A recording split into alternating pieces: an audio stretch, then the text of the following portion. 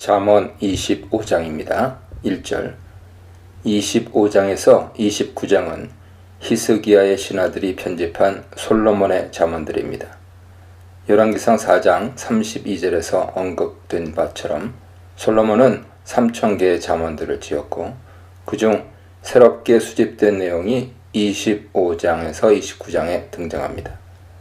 1절의 원문에 보면 또한이라는 표현이 나오죠.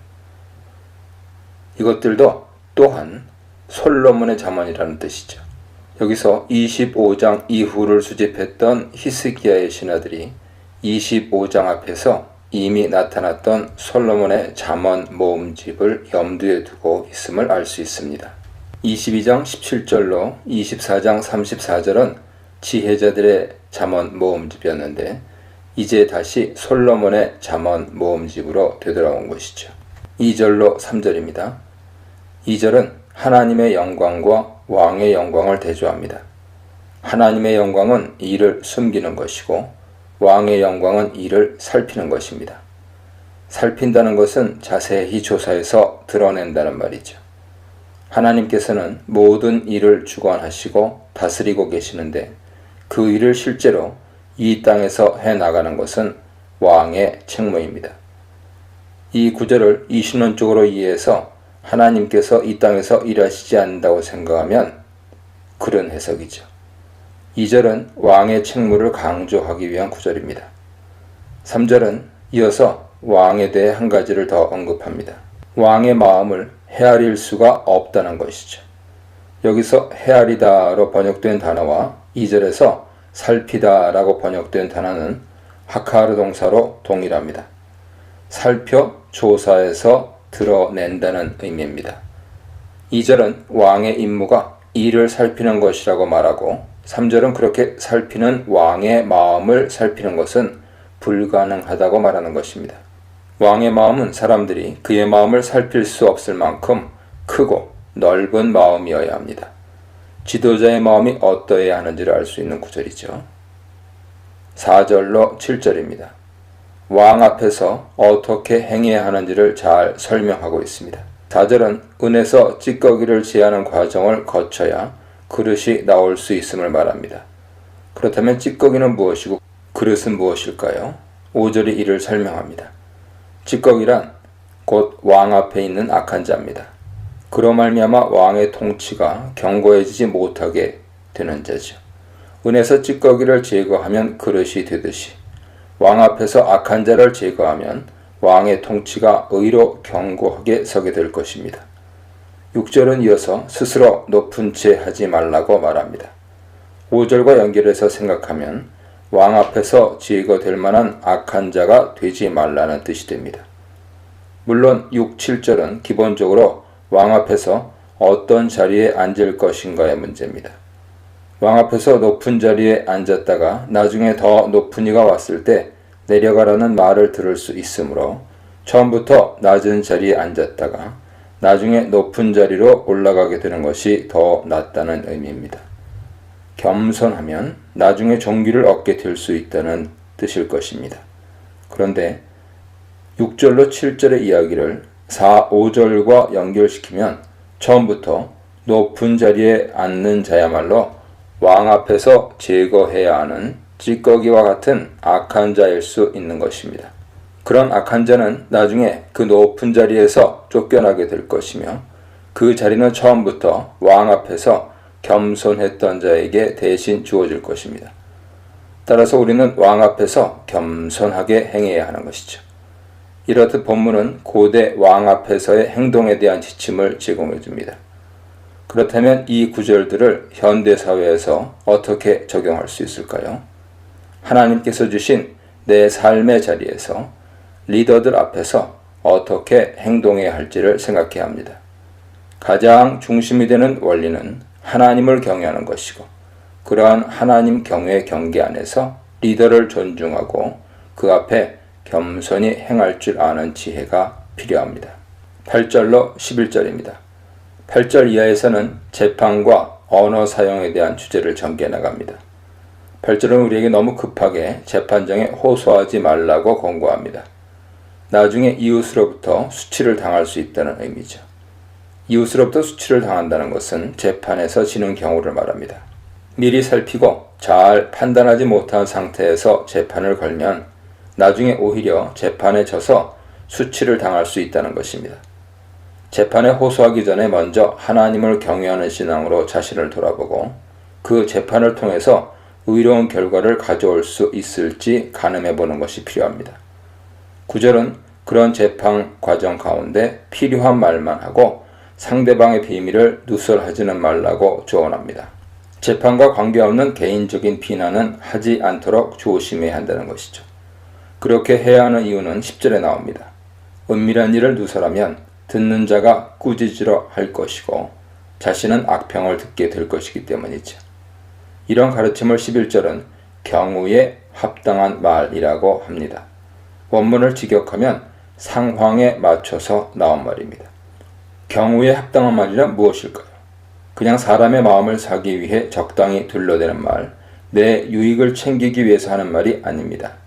11절을 이해하기 위해서는 8절로 10절 문맥을 생각해야 합니다.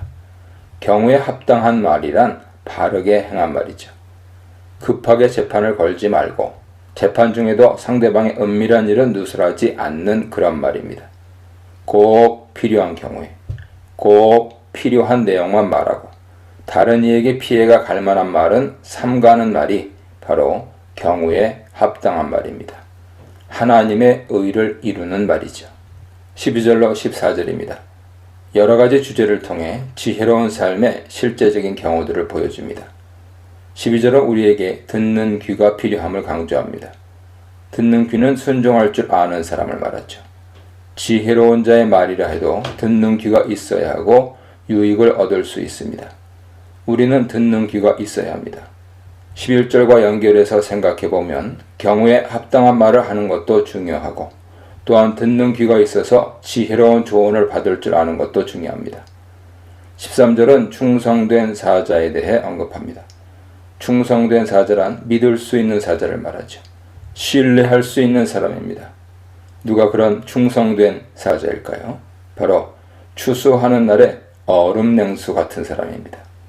쉽게 구할 수 없는 눈 녹인 물이 추수하는 일꾼들에게 너무나 귀한 음료수가 되는 것처럼 이런 충성된 사자는 매우 귀하여 찾기 어렵지만 일단 그런 사자를 찾게 되면 그가 주인의 마음을 회복시키는 일을 감당하게 됩니다.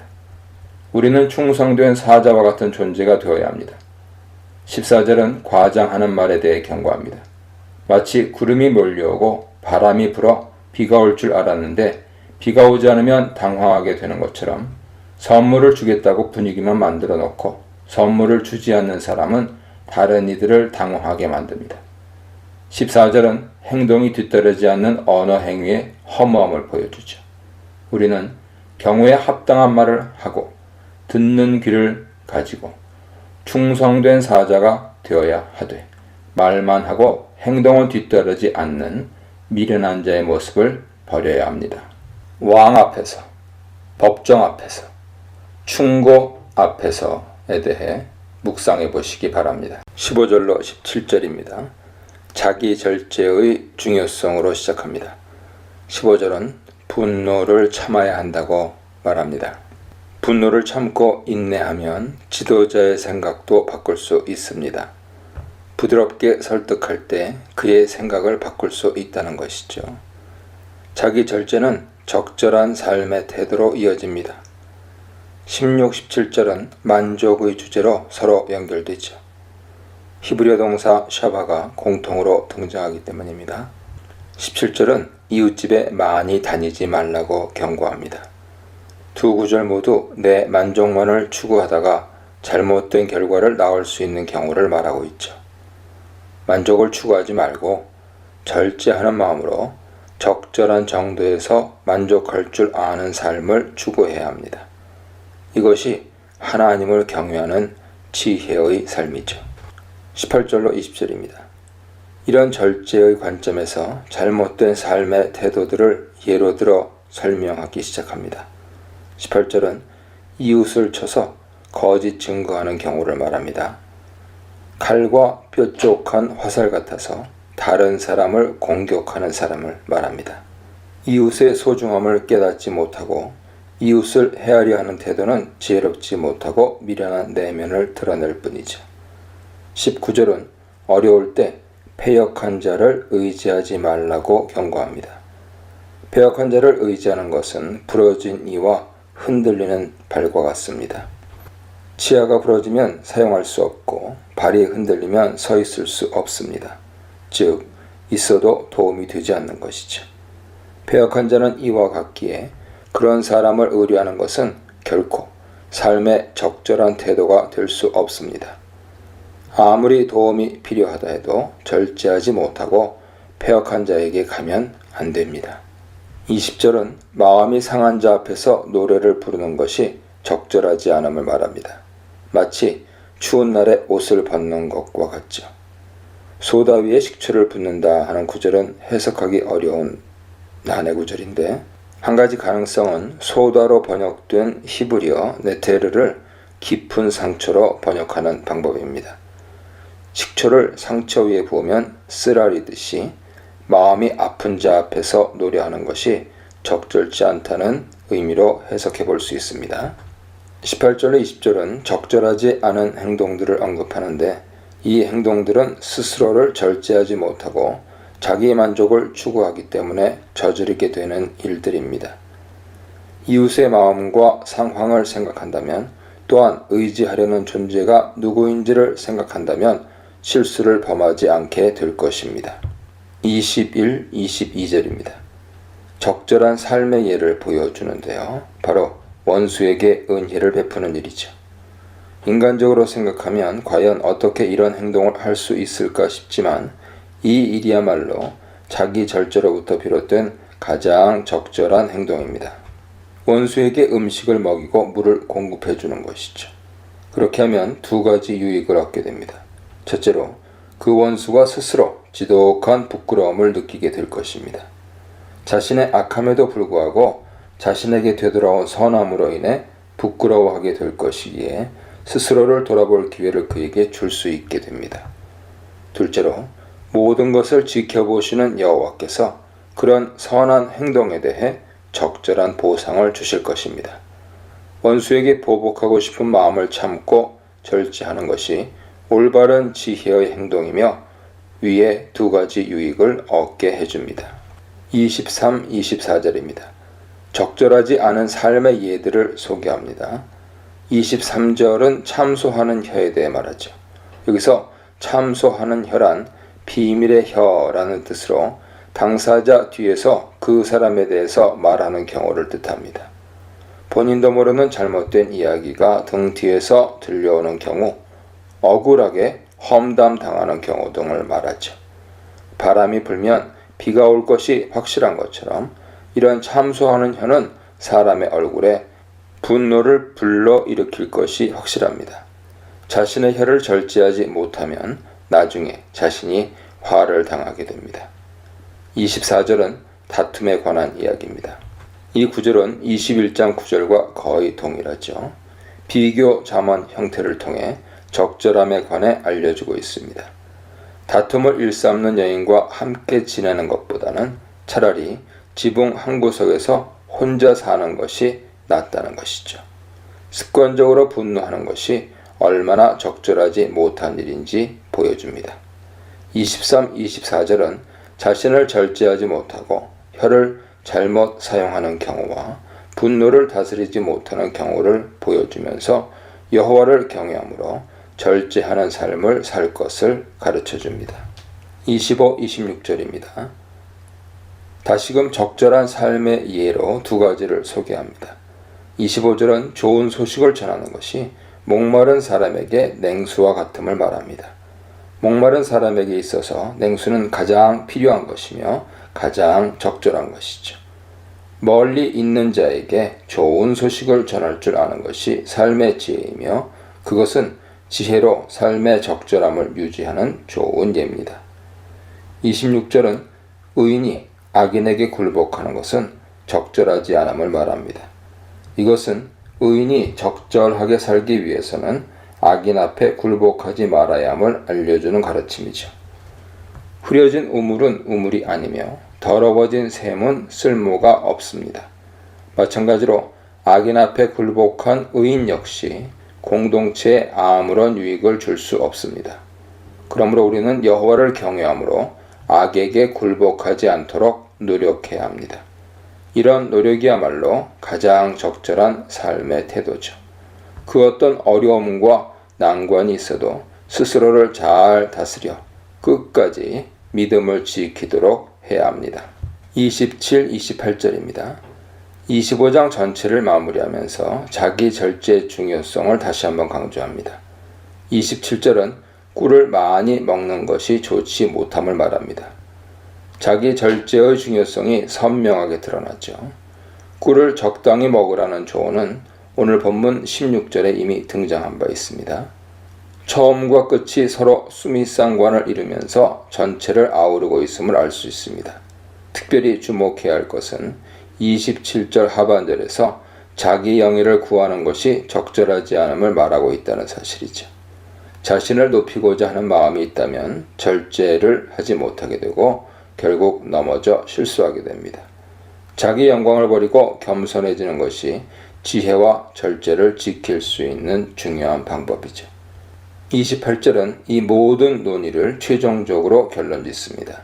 자기의 마음을 절제하는 것은 마치 성읍을 지키는 것과 같습니다. 성벽이 없는 무너진 성은 더 이상 성으로서의 존재 가치를 갖지 못합니다.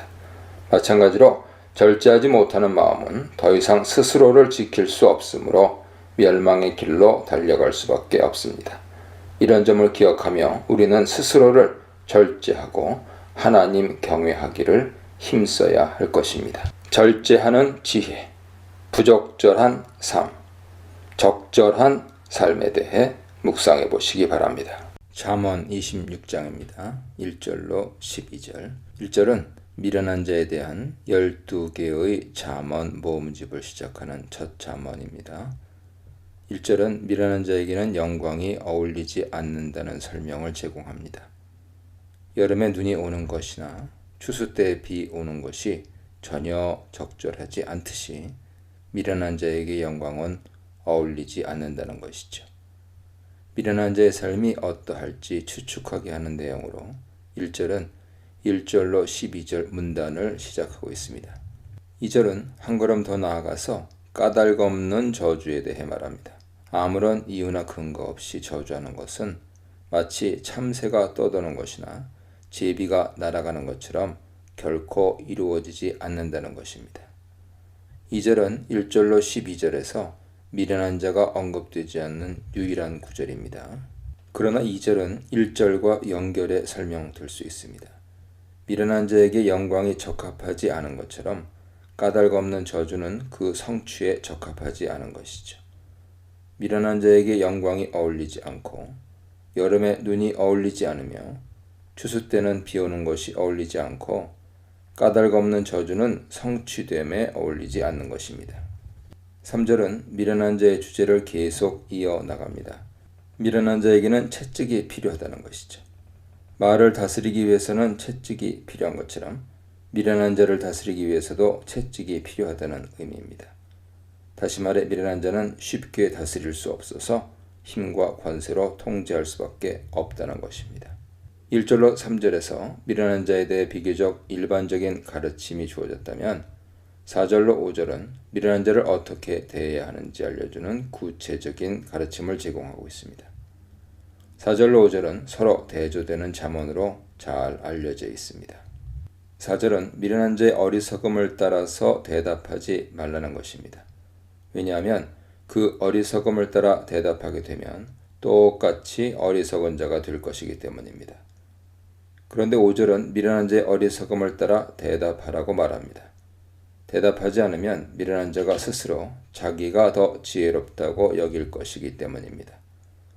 이 두 구절은 우리에게 상당한 혼란을 줍니다. 어떤 때는 대답하고 어떤 때 대답하지 말아야 할까요? 여기서 4절을 일반적인 원리로 보고 5절을 그 원리에 대한 예외로 해석해 볼 수 있습니다. 4절은 미련한 자와 대화하게 되었을 때 그가 미련한 것처럼 미련하게 대답하지 말라는 것입니다. 가능하면 대답하지 않는 것이 좋죠. 미련한 자와의 대화를 통해 미련함에 물들거나 영향을 받을 수 있기 때문입니다. 그러나 미련한 자에게 대답해야 하는 경우가 있습니다. 그것은 그가 스스로 지혜롭게 여기게 될 경우입니다. 그럴 경우에는 그의 미련함을 고려하면서 적절하게 대답하는 것이 좋습니다. 미련한 자가 스스로 지혜롭게 여기는 정도까지 가는 것은 막아야 하기 때문이죠. 미련한 것보다 스스로 지혜롭게 여기는 것이 하나님 보시기에 더 악한 일입니다. 6절로 11절은 미련한 자의 삶의 모습을 여러 가지로 묘사합니다. 6절은 미련한 자 편에 기별을 보내는 것의 위험성을 말합니다. 이것은 마치 자기 발을 스스로 베어버리는 것과 같아서 미련한 자는 기별을 통해 유익을 가져오기는커녕 해를 끼치게 될 것이 분명하기 때문입니다. 7절은 미련한 자의 입에 담긴 잠언이 저는 자의 다리와 같다고 말합니다. 아무런 유익이 없다는 뜻이죠. 6절로 7절은 미련한 자에게 무슨 일을 맡기는 것이 좋은 결과를 낳지 못함을 가르치고 있습니다. 이어지는 8, 9절은 미련한 자는 좋은 결과를 낳기는커녕 오히려 악한 결과를 낳는다는 것을 강조합니다. 8절은 미련한 자에게 영예를 주면 돌을 물매에 매는 것과 같다고 합니다. 물맷돌은 곧 날아가서 여러 사람을 해치게 될 것입니다. 미련한 자는 다른 이들에게 해를 끼치게 됩니다. 9절은 미련한 자의 입에 담긴 잠언이 술 취한 자가 손에 든 가시나무 같음을 알려줍니다. 가시나무처럼 미련한 자는 여러 사람들을 해치게 될 것을 말하는 것이죠. 미련한 자는 맡은 일을 해내지 못할 뿐 아니라 다른 사람에게 어려움을 끼칩니다. 10절은 미련한 자를 고용하는 것은 마치 지나가는 행인을 고용하는 것 같다고 말합니다. 지나가는 행인에게 어떤 일을 갑자기 맡기는 사람은 아무도 없을 것입니다. 마찬가지로 미련한 자에게 일을 맡기는 것은 우리가 상상조차 해서는 안 되는 불합리한 일이라는 뜻입니다. 11절은 미련한 자의 삶의 습관을 표현합니다. 그는 개가 자기 토한 것으로 돌아가듯 미련한 것을 거듭해서 행합니다. 미련한 자는 미련함을 버리지 못하며 그 미련함을 즐겁게 여기고 미련함을 기뻐합니다. 12절은 미련한 자에 대해 말하는 1절로 12절의 결론인데 예상을 깨고 조금은 특이한 가르침을 전달합니다. 1절로 11절은 미련한 자에 대한 부정적인 언급을 계속 이어서 제시했는데 12절은 미련한 자보다 더 나쁜 상황에 있는 자가 있음을 알려줍니다. 바로 스스로 지혜롭게 여기는 자죠. 스스로 지혜롭게 여기는 자에 비하면 오히려 미련한 자에게 더 소망이 있다는 것입니다. 여기서 1절로 12절의 결론이 단순히 미련한 자를 주의하라는 것을 넘어서서 스스로 지혜롭게 여기는 자를 주의해야 한다는 데 있음을 알게 됩니다. 스스로 지혜롭게 여김이 미련함보다 더 악함을 4, 5절 관계에서 이미 언급했습니다. 13절로 16절입니다. 13절부터는 게으른 자에 대한 가르침이 시작됩니다. 13절은 잠언 22장 13절과 유사한 내용으로 게으른 자는 거리에 사자가 있다는 변명을 댄다는 것이죠. 자신의 삶을 성실히 살지 않고 변명으로 일관하는 것이 게으른 자의 특징입니다. 14절은 문이 경칩을 중심으로 도는 것처럼 게으른 자는 자신의 침대를 중심으로 돌고 있음을 보여줍니다. 게으름은 그 게으름에서 결코 벗어나지 못하고 게으름이 일상이 되고 만다는 점을 가르치는 것이죠. 15절은 잠언 19장 24절과 같은데 게으른 자는 손을 그릇에 넣고도 입에 올리기를 괴로워한다는 점을 지적합니다. 자신에게 유익이 되는 것도 놓쳐버리게 되는 게으른 자의 삶을 말하는 것이죠. 16절은 13절로 16절의 결론인데 여기서 우리는 또 하나의 특이한 결론을 보게 됩니다. 게으른 자는 사리에 맞게 대답하는 사람 7명보다 자기를 더 지혜롭게 여긴다는 것이죠. 게으름에 깊이 빠지게 되면 자기 자신에 대해 착각하게 되고 스스로 지혜롭게 여기는 지경에 이르게 됩니다. 이 표현에 해당하는 원문은 자기 눈에 지혜롭다라는 것으로 5절과 12절에 이미 나타났던 표현이죠. 미련한 자보다 더 악한 자가 바로 스스로 지혜롭게 여기는 자인데 16절은 스스로 지혜롭게 여기는 대표적인 경우가 바로 게으른 자라는 사실을 보여줍니다. 1절로 16절 전체의 문맥을 생각해 보면 게으른 자가 미련한 자보다 더 악한 자임을 알 수 있습니다. 미련한 자가 되지 말아야 한다는 가르침도 소중하지만 게으름에 빠지지 않는 것은 더 중요하죠. 게으름은 미련함을 심화시키며 그 결과 하나님을 경외하는 지혜에서 떠나 자신의 지혜를 의지하게 합니다. 미련한 자의 헛됨. 미련한 자를 대할 때 미련한 것보다 더 악한 것에 대해 묵상해 보시기 바랍니다. 17절입니다. 인생에서 뜻하지 않은 실수를 할 수 있음을 지적합니다. 지나가다가 자기와 상관없는 다툼에 개입하는 것은 들깨의 귀를 잡는 것 같아서 자신에게 해를 끼칠 뿐입니다. 17절은 18절로 28절 전체를 이끌어주는 서론으로 인생에서 뜻하지 않은 실수를 함으로써 심각한 피해를 스스로에게 입히지 말라는 화두를 던집니다.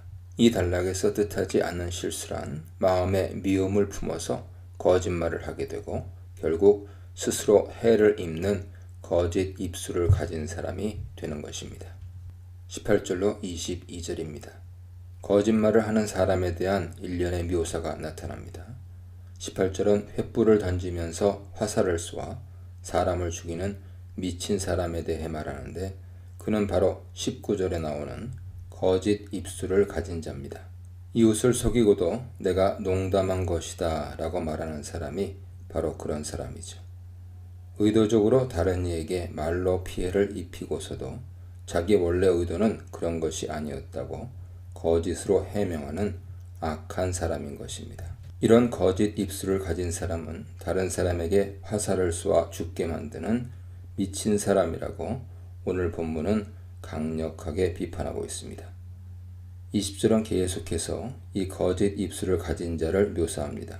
불을 피우는 중에 땔감인 나무가 떨어지면 불이 꺼지는 것처럼 다른 일을 험담하는 자가 사라지면 공동체 중에서 다툼이 없어지게 된다는 것입니다. 험담꾼이 공동체의 다툼에 땔감 역할을 한다는 의미로서 그런 자가 없으면 공동체에 평안과 사랑이 임하게 될 것임을 알려줍니다.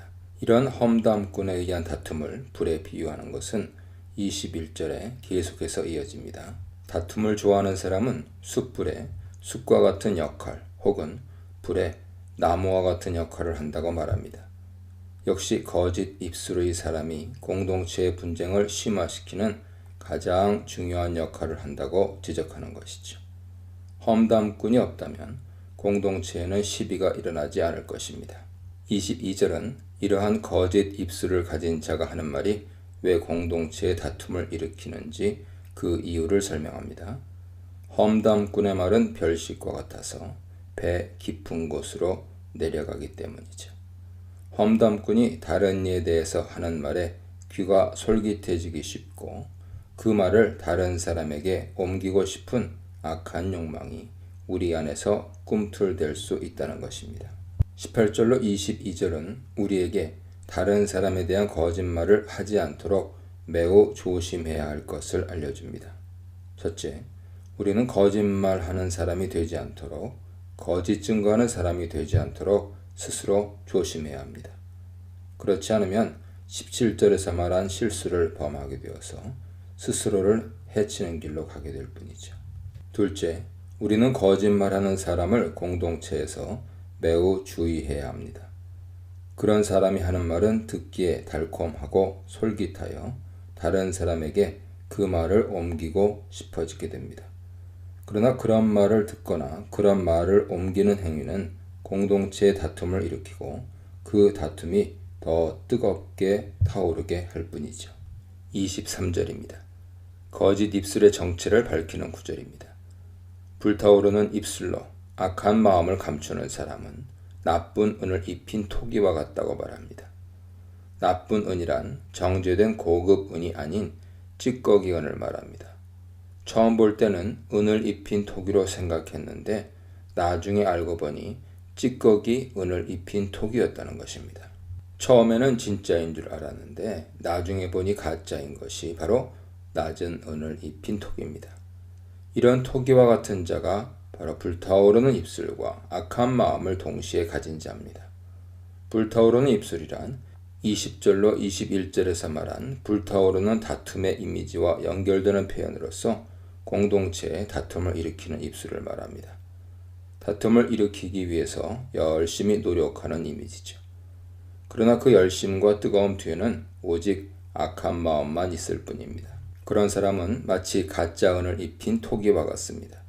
겉으로는 열심히 어떤 이웃에 대한 진실을 알려준다면서 이야기하지만 그 뜨거운 열심은 가짜 토기의 가짜 은일 뿐이죠. 선한 마음이 아닌 악한 마음에서 나왔기 때문입니다. 23절이 보여주는 이런 거짓 입술을 가진 자의 악한 마음은 24절 이후에 미움의 마음과 연결됩니다. 24절로 28절입니다. 미움이라는 주제가 등장하는데요. 이웃에 대해 거짓 증거하는 사람의 내면에 미움이 뿌리박혀 있음을 보여줍니다. 24절은 원수에 대해서 말합니다. 원수의 원어는 미워하는 자로서 마음에 미움을 품은 자죠. 이런 사람은 입술로 꾸미고 좋은 것을 말하는 것 같지만 속에는 속임수를 품고 있습니다. 이것은 18절로 22절에서 기술한 거짓말하는 자의 전형적인 형태입니다. 거짓말의 내면에 미움이 있다는 것을 24절이 보여주는 것입니다. 25절은 그런 거짓말을 믿어서는 안 되는 이유를 말합니다. 그 마음에 7 가증한 것이 있기 때문이죠. 여기서 7가지 가증한 것이라는 표현이 꼭 어떤 7가지 실체를 가리키는 것은 아니라고 보입니다. 7이란 완전수로서 가증한 것이 그 마음에 있다는 말을 강조하는 표현으로 이해하면 될 것입니다. 그 말이 듣기는 좋지만 내면에는 가증한 것으로 가득하다는 의미죠. 그런 미움을 품은 자의 결국은 어떠할까요? 그 결국이 26절로 27절에 묘사되어 있습니다. 26절은 미움을 품은 자가 속으로 그 미움을 감춘다 할지라도 내면의 악함이 결국 회중 앞에 공적으로 드러나게 될 것이라고 말합니다. 거짓말을 해서 다른 이를 해치려 하고 그 미움을 감추려고 노력할지라도 언젠가는 만천하에 명백하게 진실이 드러나게 된다는 것입니다. 27절은 그렇게 거짓말을 하기 위해 노력하면 할수록 그만큼 자기 자신에게 해를 끼치게 될 것을 말합니다. 함정을 파면 결국 자기가 빠지게 되고 무거운 돌을 언덕 위로 밀어 올리려고 노력하면 결국 그 돌에 자기 자신이 깔려 피해를 보게 된다는 것입니다. 미움을 품고 다른 일을 해하려고 하는 그 노력이 결과적으로 자신을 해치는 것이죠. 미움은 거짓말을 낳고 거짓말은 스스로에게 파멸을 가져옵니다. 이러한 26, 27절의 가르침을 28절이 명쾌하게 요약하고 정리합니다. 거짓말하는 자가 거짓말을 하는 이유는 그 해하려는 자를 미워하기 때문입니다. 28절 하반절에서 아첨하는 입이란 부드럽고 매끄러운 입이라는 말로써 아첨하다라고 번역하기보다는 듣기에 좋은으로 번역하는 것이 좋습니다. 들을 때 귀가 솔깃해지는 말이라는 뜻이죠. 거짓말의 특성을 다시금 지적하는 표현입니다. 28절 하반절의 가르침은 다른 사람을 험담하는 듣기 좋은 말은 결국 패망을 가져올 뿐이라는 것입니다.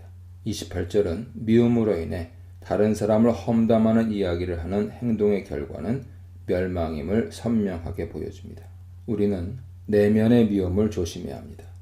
그 미움에 빠지게 되면 거짓말을 해서라도 험담을 해서라도 그 사람에게 내 미움을 갚아주고자 하는 욕망이 생겨나게 되고 그 욕망에 휘둘리면 험담꾼으로 전락하게 되며 결국 그 험담이 나에게 돌아와 나 자신을 멸망시키게 될 뿐입니다.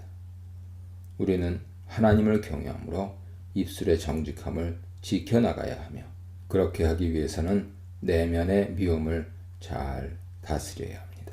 어리석은 간섭, 어리석은 속이는 말, 미움을 감춘 속이는 말에 대해 묵상해 보시기 바랍니다. 잠언 27장입니다. 1, 2절 자랑과 칭찬에 대한 교훈을 전달합니다.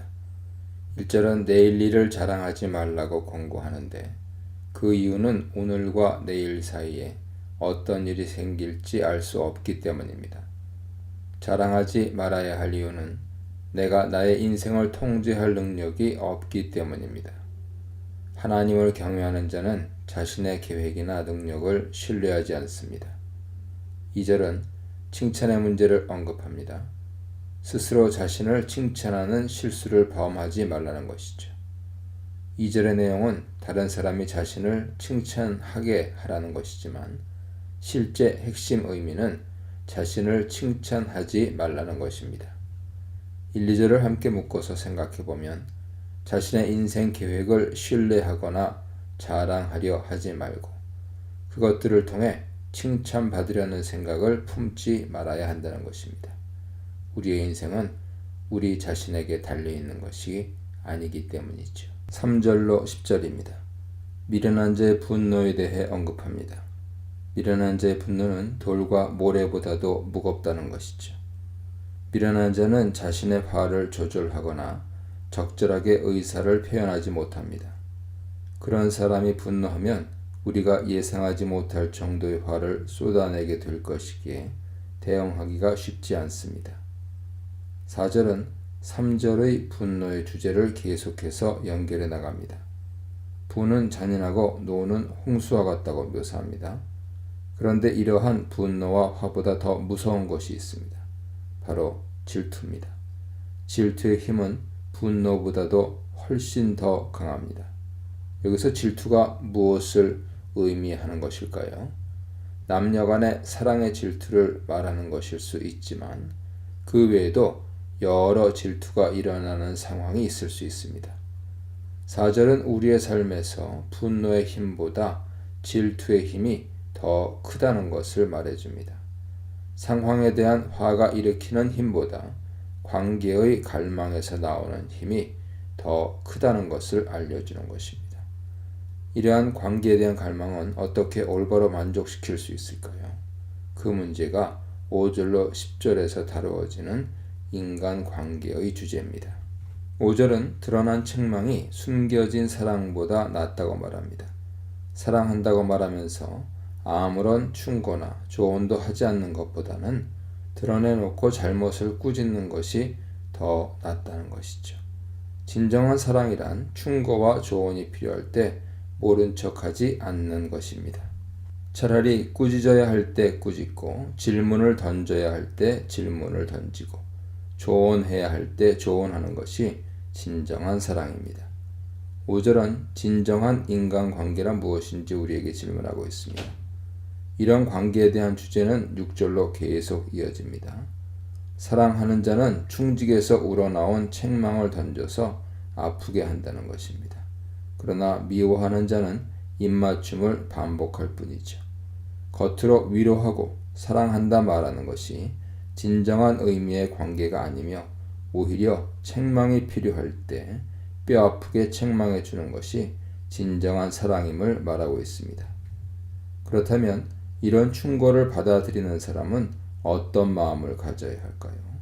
이 문제가 7절 이하에서 다루어집니다. 7절은 배부른 자는 꿀을 싫어하지만 줄인 자에게는 쓴 것도 달다는 사실을 지적합니다. 아무리 좋은 것을 주어도 그것의 필요를 모르면 그 가치를 깨닫지 못하지만 그 필요를 알면 소중함을 알아본다는 것입니다. 7절의 의미가 과연 무엇일까요? 관계에 있어서 자신을 책망해 줄 수 있는 진실한 것이 있다는 것이 얼마나 소중하고 감사한 일인지 깨달아야 한다는 것입니다.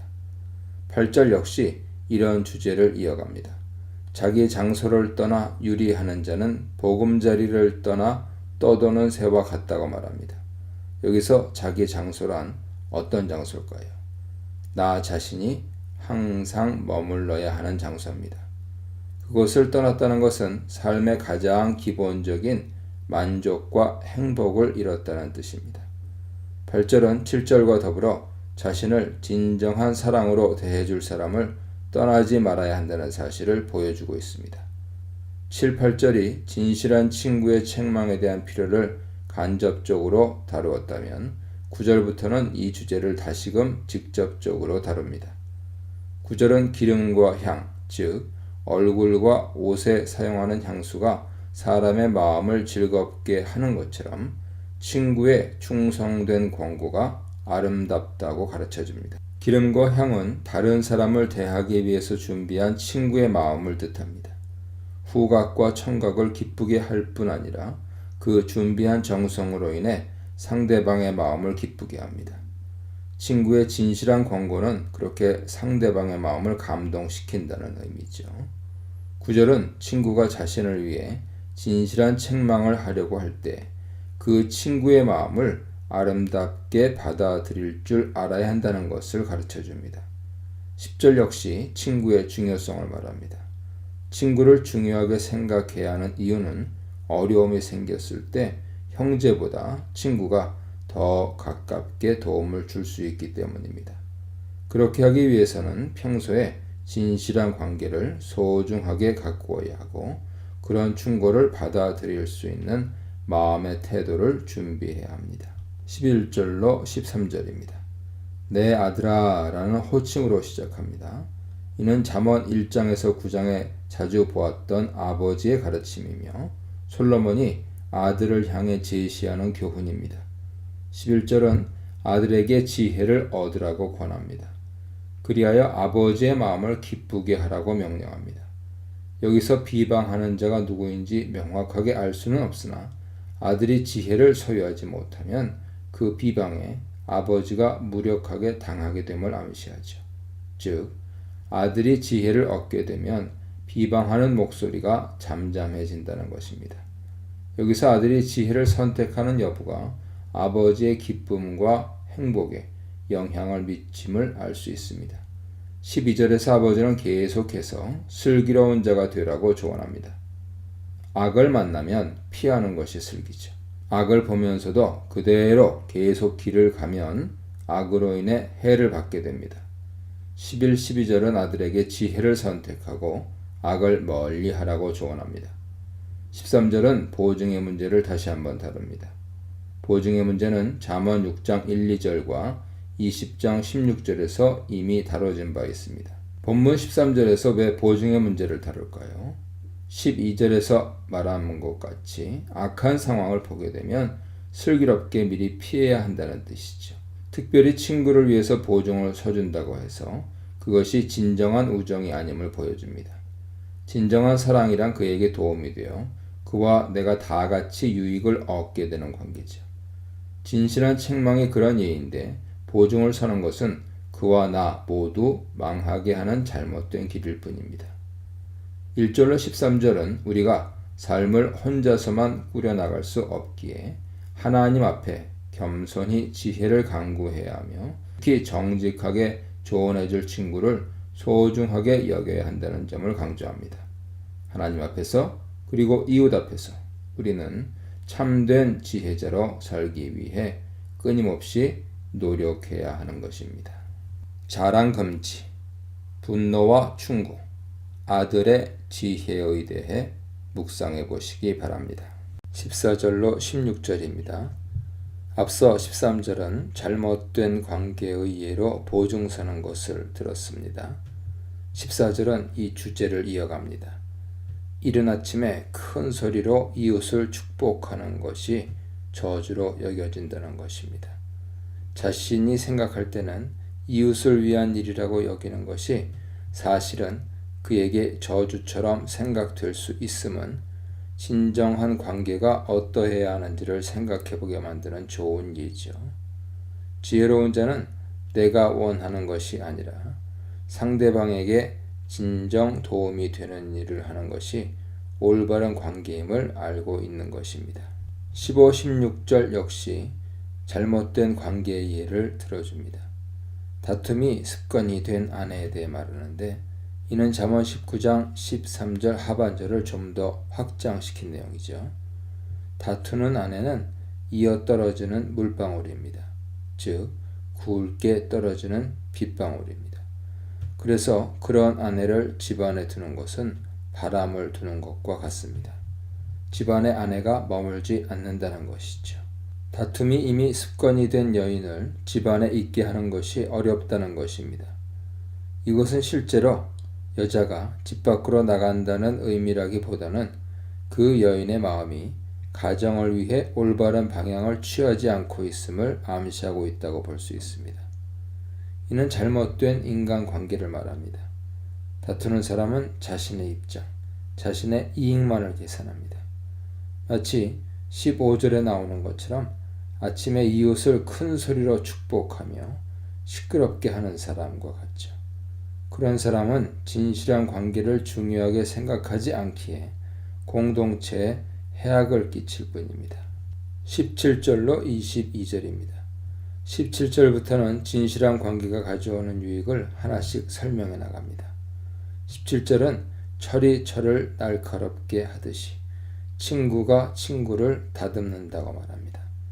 진실한 인간 관계를 갖게 되면 내가 상대방을 다듬어주고 세워주게 되고 그가 나를 다듬어주고 세워지게 됩니다. 적절한 충고, 따끔한 조언을 주려 하며 진정한 사랑을 베풀게 되고 참고 인내해주게 되는 것이죠. 그냥 적당히 좋은 관계가 아니라 실제로 서로를 위하는 복된 관계를 이루는 것이 필요합니다. 18절은 무화과 나무의 예를 들면서 자기 주인을 지키려고 하는 자는 결국 영광을 얻게 됨을 말합니다. 이 구절은 리더와 구성원들의 관계를 말합니다. 서로를 위하는 관계가 되어야 한다는 것입니다.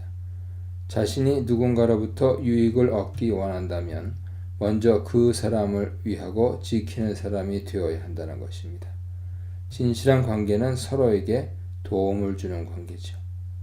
19절은 해석이 어려운데 사람의 마음은 다른 사람의 마음에 비춰진다.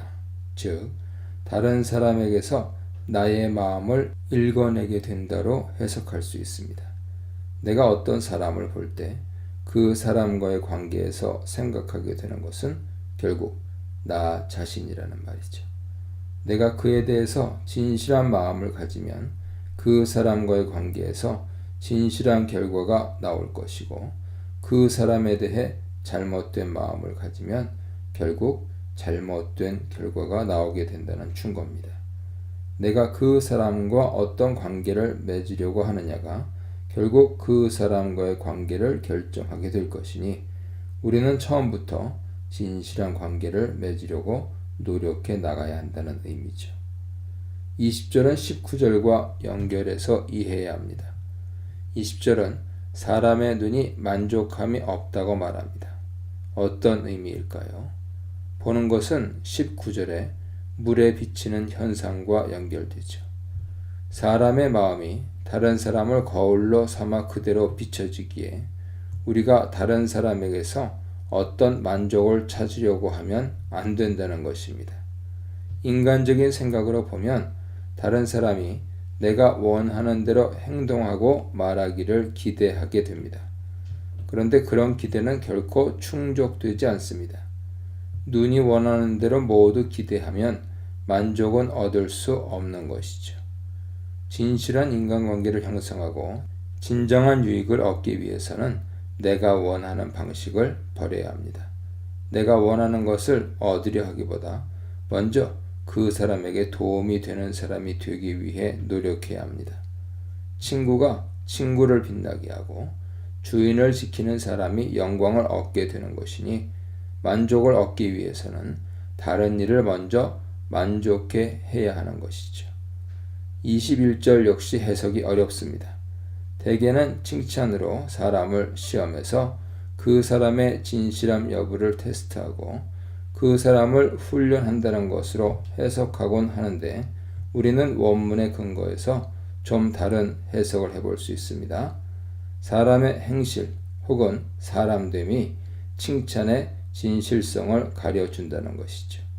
사람들이 칭찬한다고 해서 내가 그런 사람이 되는 것이 아닙니다. 그 칭찬을 받기에 합당한 삶을 살아내야 하는 것이 더욱 중요합니다. 은이 도가니를 통과해야 진짜 은이 되는 것처럼 칭찬은 그 사람의 삶을 통과해야 진짜 합당한 칭찬이 된다는 것입니다. 이것은 나에게 주어지는 칭찬을 기뻐하고 자랑하지 말고 그 칭찬에 합당한 사람이 되기 위해서 더욱 노력해야 한다는 의미가 됩니다. 칭찬을 마냥 기뻐하는 것은 진정한 인간관계가 아니죠. 칭찬을 받을 때 조심해야 하고 겸손해야 하며 진실한 인간관계를 이뤄가기 위해 더욱 노력해야 합니다. 22절은 갑자기 미련한 자에 대해 언급합니다. 미련한 자는 곡물과 함께 절구에 넣고 빻아도 그 미련함이 벗겨지지 않는다는 것은 미련한 자를 가르쳐서 고치는 것이 어렵다는 의미입니다. 문맥에서 미련한 자는 누굴까요? 진실한 인간관계를 멀리하고 눈에 보이는 대로 생각하고 행동하며 칭찬받았다고 무작정 기뻐하는 자입니다. 지혜로운 자는 어떻게 행동해야 할지 알고 있고 이런 실수에 빠지지 않습니다. 23절로 27절입니다. 새로운 주제가 나오는데요. 자신의 양떼를 잘 돌보아야 한다는 것입니다. 23절은 양떼를 잘 돌보라고 명령합니다. 그 이유는 24, 25절에 나오는데 지금 가지고 있는 재물이 영원하지 않기 때문이라는 것입니다. 풀을 벤 후에 새로 움이 돋는 것처럼 내일이 되면 내일의 양식이 필요할 것이니 날마다 새롭게 노력하고 새롭게 거두어야 한다는 의미죠. 26, 27절은 열심히 노력하면 열매를 거둘 수 있게 됨을 가르쳐 줍니다. 어린 양을 기르면 옷이 되고 염소를 기르면 밭을 사는 돈이 되고 염소에 젖을 짜면 음식이 되고 결국 이 모든 것은 여종의 생명이 됩니다.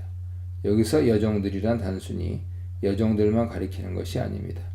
여종들이란 가족 구성원의 가장 낮은 자들이기에 이 구절은 가족 구성원 전체가 삶의 윤택함을 누리게 될 것이라는 의미죠. 23절로 27절은 하나님께서 자신에게 맡겨주신 삶의 자리에 마음을 두고 그 자리에서 최선을 다하는 태도를 가져야 함을 가르쳐 줍니다. 지혜로운 자는 하나님을 경외하는 마음으로 삶의 자리를 지킵니다. 게으름을 부리지 않습니다. 그래서 결국 열매를 거두고 풍족함을 누리게 됩니다. 27장 전반부에서 나타난 진실한 관계를 유지하는 삶, 마지막 문단인 23절로 27절에 나타난 삶의 자리에서 최선을 다하는 삶은 모두 하나님을 경외하는 지혜로움이 삶의 현장에서 구체적으로 드러난 경우입니다. 우리는 사람에 대하여 내게 맡겨주신 직분과 직장과 사업에서 주님의 뜻을 분별하면서 하나님께는 영광이 되고 이웃에게는 유익이 되는 인생이 되도록 노력해 나가야 합니다. 그릇된 인간관계, 온전한 인간관계, 재물을 향한 관계에 대해 묵상해 보시기 바랍니다.